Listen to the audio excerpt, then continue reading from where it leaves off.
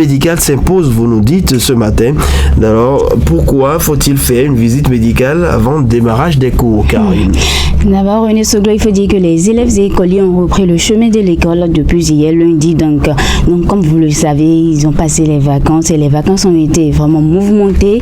Ils se sont beaucoup reposés, se sont amusés. Les cours vont commencer et c'est un nouveau rythme qui s'impose désormais.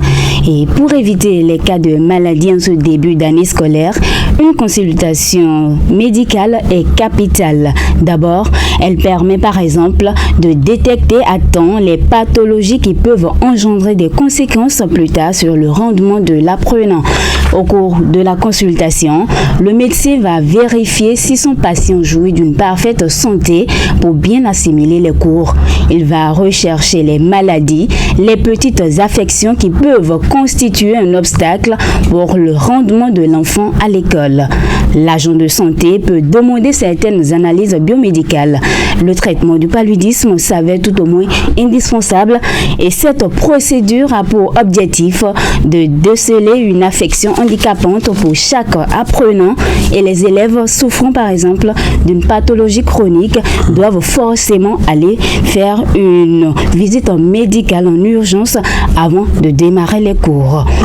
Quand par exemple ils sont sexuellement actifs, il est important de faire un bilan pour diagnostiquer les cas d'hépatite. On peut même vérifier si l'élève ou fille n'est pas enceinte.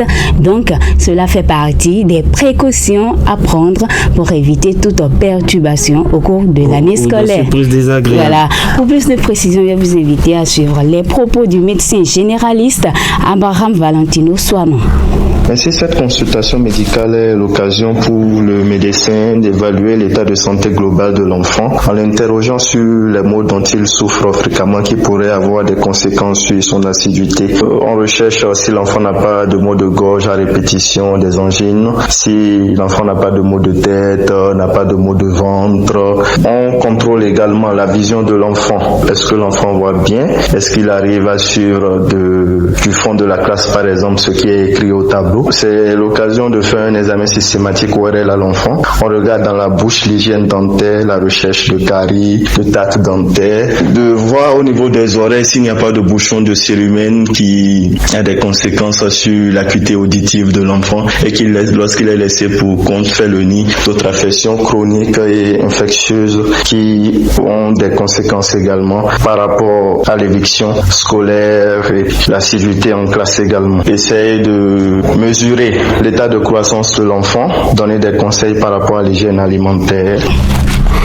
Voilà, Karine Diegui, après la détection des affections, alors comment se fait la prise en charge? Il faut dire que la prise en charge pour que les enfants soient en pleine santé se fera sur deux volets. D'abord, s'assurer que l'enfant est guéri d'une éventuelle maladie dépistée avant de retrouver le chemin des classes ou qu'il va bénéficier d'un suivi médical régulier au cours de l'année scolaire. S'il s'agit d'une affection chronique. Le deuxième volet concerne la prévention. D'abord, il faut s'assurer du déparasitage intestinal de l'enfant et ensuite de son état vaccinal chez les tout petits, par exemple. S'assurer que l'enfant est protégé contre les pathologies épidémiologiques potentiellement graves. Alors, est-ce que vous avez des conseils pour les parents ou les tuteurs qui nous suivent ce matin?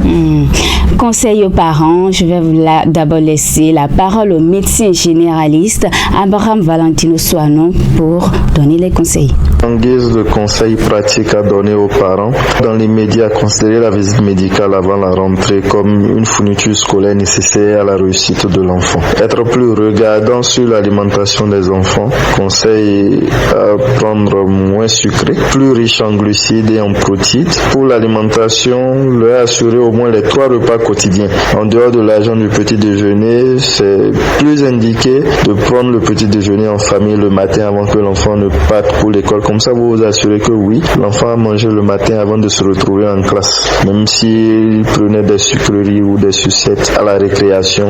Enfin, il faut assurer que l'enfant a une bonne hydratation quotidienne. Chaque enfant devrait avoir une gourde avec de l'eau potable dedans à boire dès qu'il a soif. Et il faut s'assurer que l'uniforme de l'apprenant est propre, pas garrotté au niveau des extrémités, ni étouffant ou serré. Et il faut amener l'enfant voir un agent de santé, ne serait-ce qu'au moins 2 fois au cours de l'année scolaire pour une visite médicale, même si l'enfant n'a pas de plainte par rapport à son état de santé. Voilà, vous venez d'écouter les conseils du médecin généraliste. Donc, il faut s'assurer que l'enfant ait le petit déjeuner bien consistant à la maison avant d'aller à l'école. C'est vraiment nécessaire.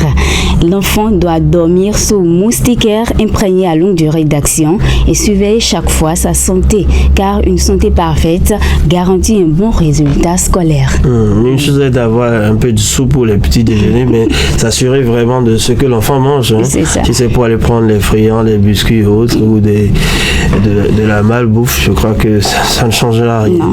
Allez, merci pour vos conseils ce matin, Carrie.